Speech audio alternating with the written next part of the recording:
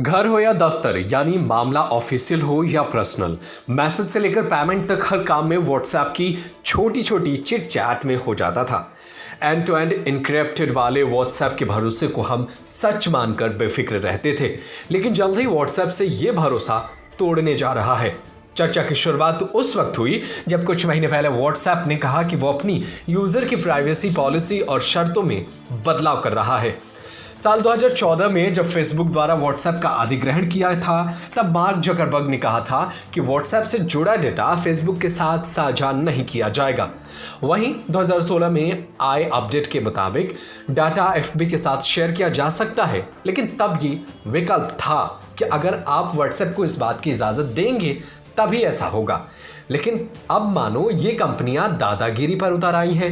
Deadline की बात करें तो 8 फरवरी 2021 तक अपने व्हाट्सएप की नई प्राइवेसी पॉलिसी को स्वीकार करना अनिवार्य यानी जरूरी हो गया है। प्राइवेसी इश्यू को लेकर के व्हाट्सएप की दादागिरी के बाद कई ऐसे सोशल मीडिया ऐप हैं जो आजकल सुर्खियों में हैं, जैसे कि सिग्नल, टेलीग्राम, डिस्कॉर्ड का नाम तेजी से चर्चा हो रहा है। इन सभी नामों में सिंगल ऐप काफी ट्रेंड कर रहा है। दुनिया के सबसे रईस शख्स एलन मस्क के ट्वीट के बाद तो मानो इसकी चर्चा रातों रात बढ़ गई।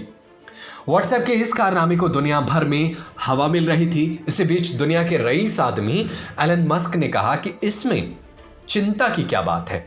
उन्होंने हाल ही में ट्वीट करते हुए कहा है कि यूज सिग्नल, यानी ये मैसेजिंग ऐप सिग्नल को इस्तेमाल करने की अपील कर रहे हैं। सिग्नल ऐप भी व्हाट्सएप की तरह इंस्टेंट मैसेजिंग ऐप है। Device ID, user ID, advertising data, purchase history, location, phone number, email address, contracts, products, interaction, crash data, performance data, other diagnostic data, payment info, customer support और other user content. वहीं signal पूरी तरह से safe है क्योंकि इसके पास user का कोई भी डेटा नहीं होता है।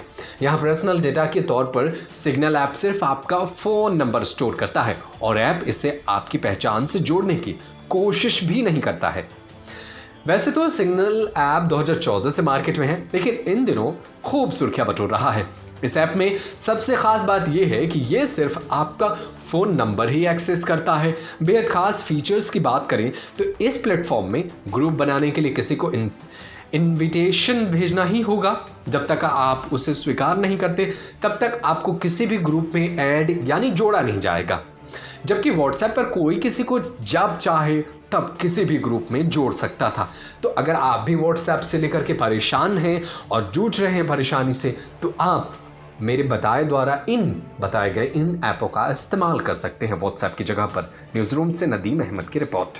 Subscribe to our YouTube channel and press the bell icon to get the latest updates.